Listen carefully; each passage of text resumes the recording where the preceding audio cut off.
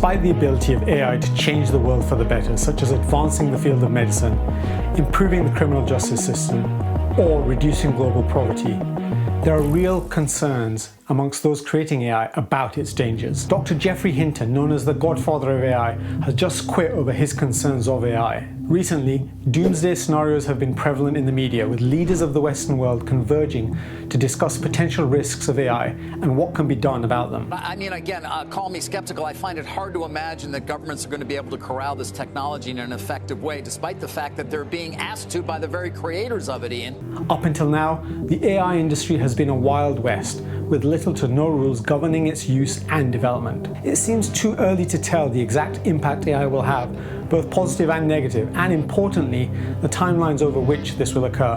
But it's clear that thinking about how to regulate AI will be important for humanity. However, what's not clear is how AI can be regulated, or by who. So how can we think about regulating AI when AI is developing at supersonic speed and it's already proving hard to keep up with? AI has the ability to change the world for good, and we're already seeing how it is providing benefits in the field of healthcare, education, and law.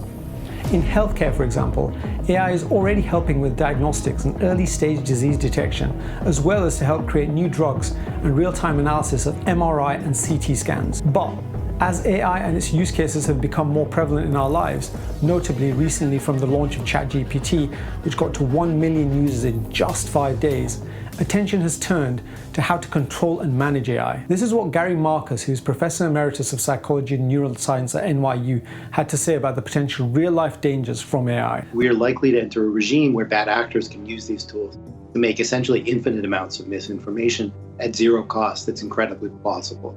And so we're going to enter an era where nobody trusts anything. That's obviously not good.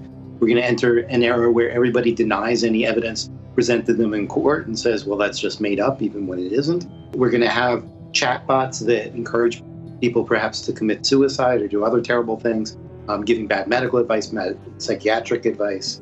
We also have a potential for a lot of cybercrime. So these new tools can be used to manipulate people and to do so again at a scale we haven't seen before.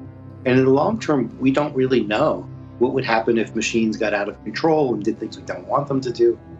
We're not really prepared for any of this. The late eminent physicist Stephen Hawking also warned about the rise of AI, saying that it may be the best thing that has ever happened to us, or it will be the worst thing.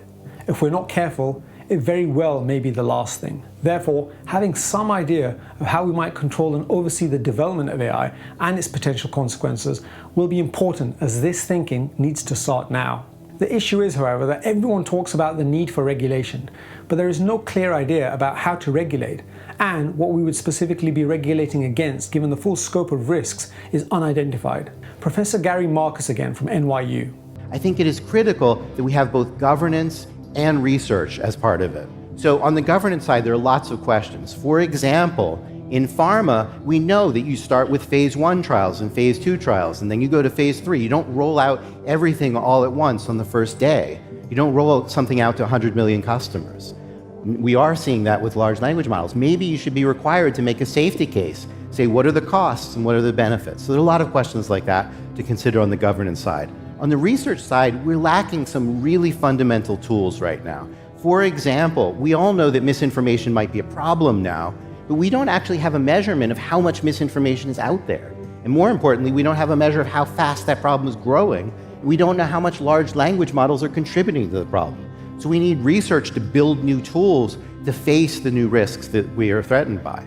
And I think he lays out an important first couple of steps in beginning to think about how we regulate AI. Phased trials of AI ensures that there are no unintended consequences.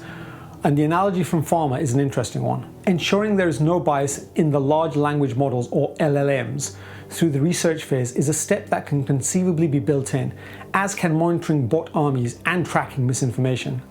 But this all talks to the regulation of AI, where intent is good, but execution is flawed. When you're trying to prevent bad intent, governments need to get involved. Preventing an AI war, for example, can only be averted if the ambassadors of AI are able to agree on some key founding principles for the use of AI. As far as the US government is concerned, they have already said they are ill-equipped for regulating AI right now. At a recent Senate hearing, this is what one senator had to say about his concerns. The magnitude of the challenge you're giving us is substantial.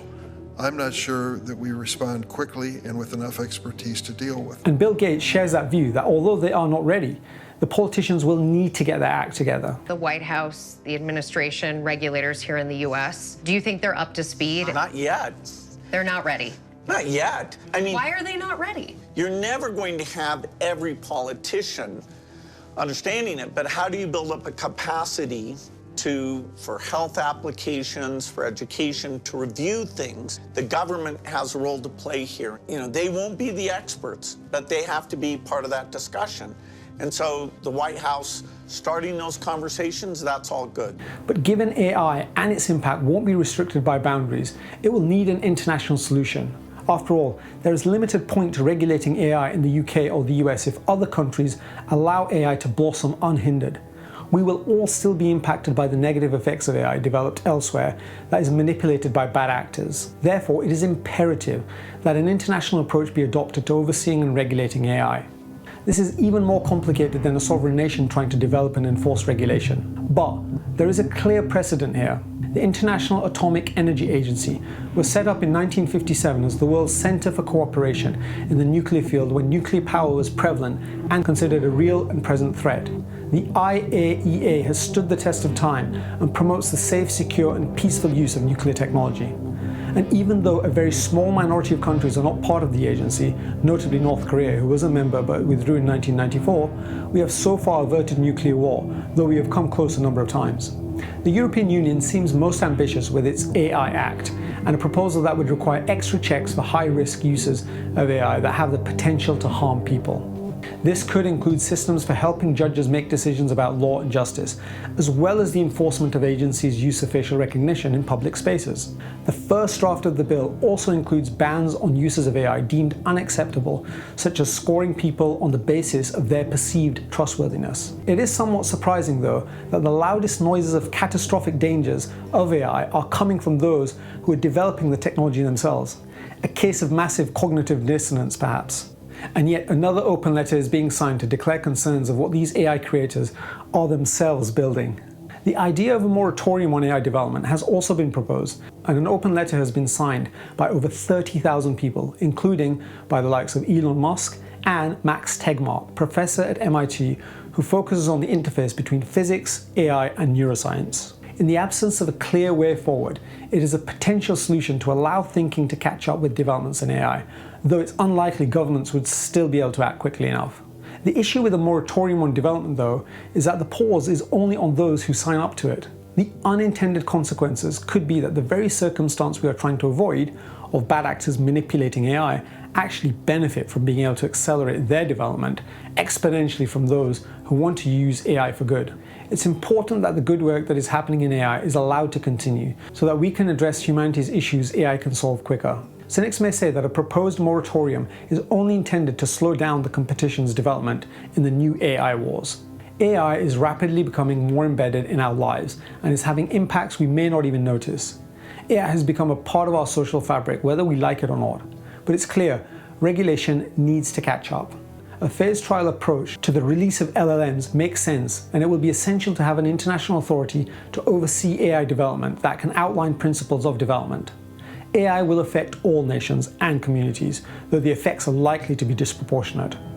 Lawmakers need to organize and educate themselves and catch up so we are ready given the scope of potential consequences are unknown.